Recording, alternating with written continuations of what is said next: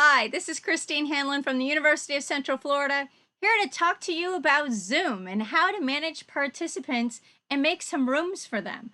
So first thing first, let's take a look at who our participants are. To get your menu, go to the bottom of your screen and just hover your mouse over that, and this menu should appear.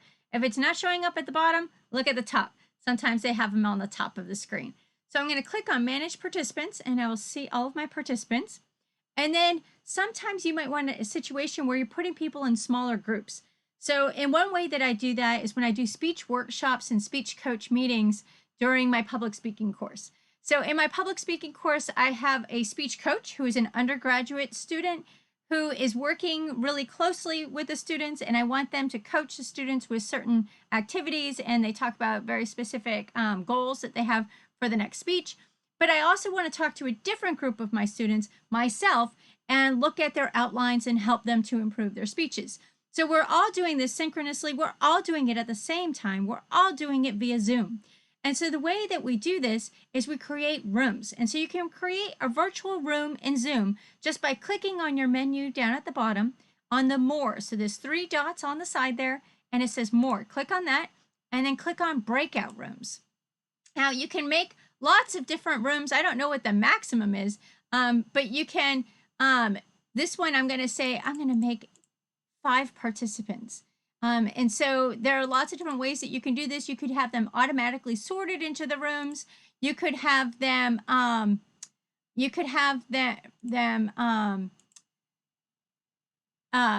manually entered into the rooms. And one of the things that I've done, and I'm just noticing that it is limited by the number of people you have in there. It automatically does that. It's kind of cool. Usually I have a lot more people in my Zoom. But you can do it manually, and that's the way I like to do it because I have certain groups that I've already set up and I want to move them in certain places. So when you create the rooms, you'll see that you can rename them. So you have to hover to get that option. But if you rename, I'll say this is group 1. And then you can add another room. You could say this is group 2. You can name them whatever you want. And then there are some options. And so you can allow participants to return the main session at any time, which is usually what I do. You can move all the participants to the breakout rooms automatically. I like to give the participants in my Zooms some freedom and choices. It feels weird when you're sending people to rooms. I don't know. It just doesn't seem very nice. So when I create the Zooms, I allow them to join the rooms on their own. I allow them to leave the rooms on their own. There are certainly some reasons why you wouldn't want them to leave on their own, and you would want to have control over that. But and of course, there's a nice countdown timer to let them that you're closing a room so they can get out as well. They're automatically kicked out once the room and into the main session when you close a room.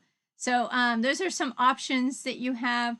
In terms of recreate, you can recreate all the rooms. It's kind of a nice feature, kind of a copy feature.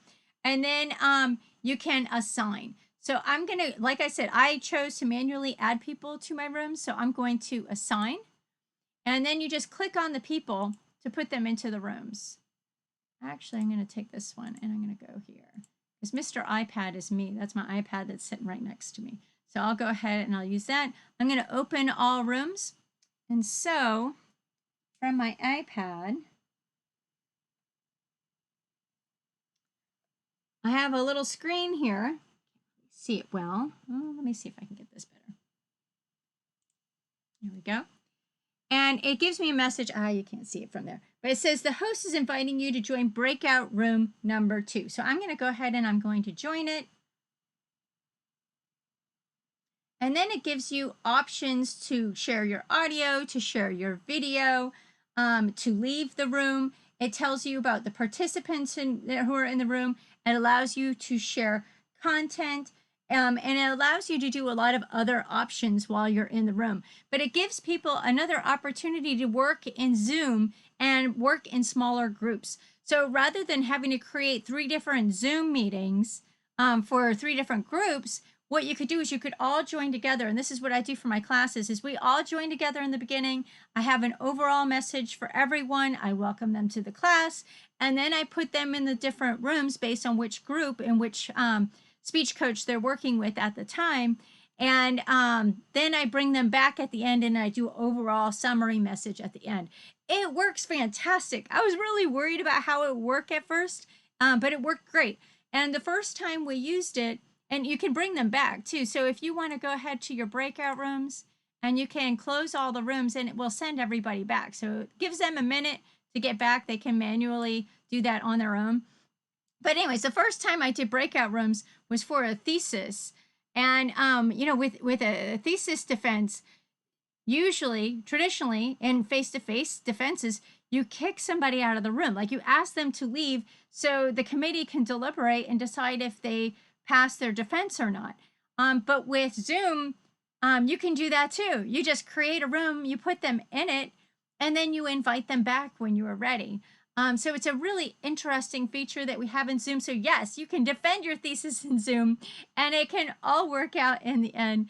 And Zoom is fantastic. So some really great workarounds for using the breakout rooms in Zoom.